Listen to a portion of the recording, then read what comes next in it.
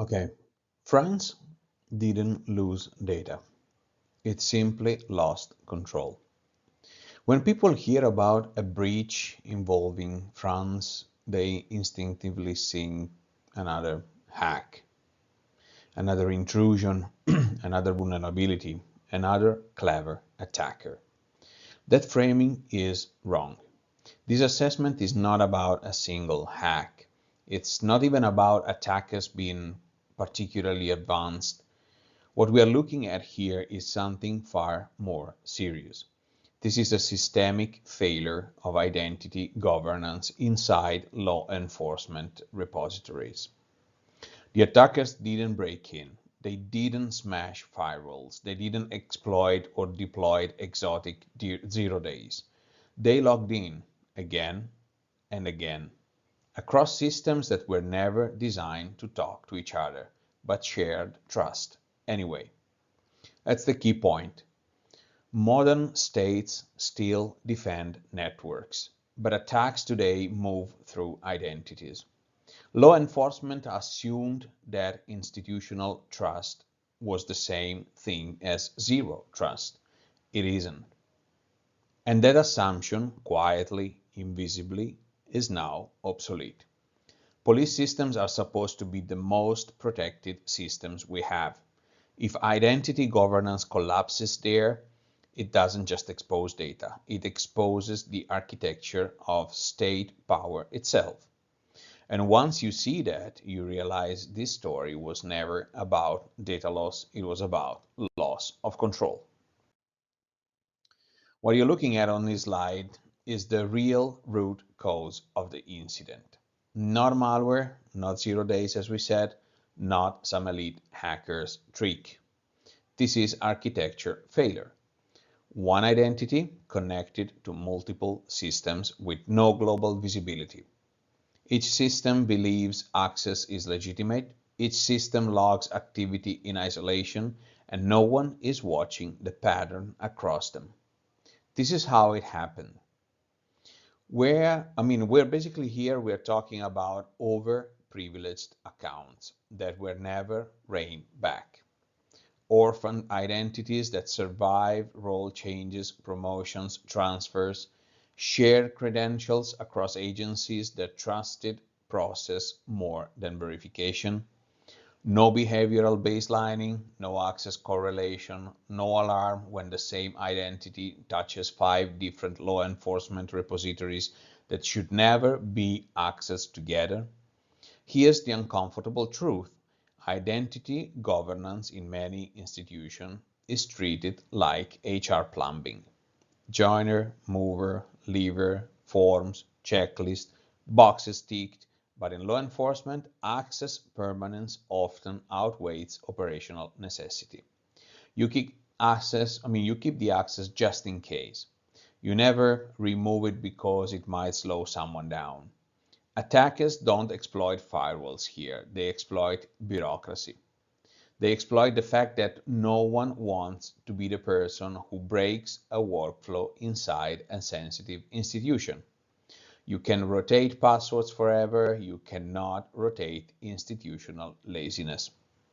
And that's why this was not a technical failure, it was a governance failure that attackers simply walk through. And once you understand that, the attackers themselves become far less mysterious. And which brings us, of course, to the next slide. At this point, so it's tempting to ask, okay, who could actually pull this off? How skilled do you have to be? And this is where most coverage gets it wrong. Because what you're seeing here is not elite hacking, it's industrialized cybercrime. Actors linked to ShinyHunters are not famous because they are innovative. They are famous because they are efficient. Their model is brutally simple. They reuse credentials. They chain access across systems. They enrich one dataset with another over and over again. Each data breach is not a trophy. It's a raw material. Law enforcement data, in particular, is not the end product. It's high-octane fuel. Police records combined with the prior commercial breaches create instant leverage. Doxing, targeting, coercion, victims become profiles, witnesses become pressure points, cleared suspects become permanently suspicious. That's the real power here. This is why these groups behave less like hackers and more like data logistics companies. They don't care about ideology, they don't care about politics, they don't care about flags. They care about dataset combinatorics. What happens when you merge this database with that breach and this access pattern? That's the business. And here's the geopolitical part that almost no one wants to say out loud. Once this data is exfiltrated, it doesn't disappear. It enters private breach markets. It gets resold, repackaged, reused. State actors don't need to hack these systems anymore. They can simply buy the outcome. And every time that happens, trust in public institutions erodes permanently because this data will outlive any investigation. And once that becomes normal, the damage is not technical and becomes societal. Which brings us to the most uncomfortable part of this story. Because if you think law enforcement was the victim here, you haven't looked closely enough. This is where the story changes because the real victims in this breach are not institutions, as we said, they are people. Law enforcement data doesn't just contain criminals. It contains victims, witnesses, associates, people who were investigated and cleared, people who did nothing wrong except exist near an investigation. When this data leaks, it doesn't leak as context, it leaks as suspicion. A name, an address, a case ID, an association, that's all it takes. Here's the part that almost never gets discussed then. This kind of breach undermines due process retroactively. Being investigated once becomes a lifelong metadata stain. There is no appeal process for leaked data. There's no statute of limitations in breach markets. Criminals now know who cooperated, who didn't, who can be pressured, who can be threatened, and who will never even know why their life suddenly became more complicated.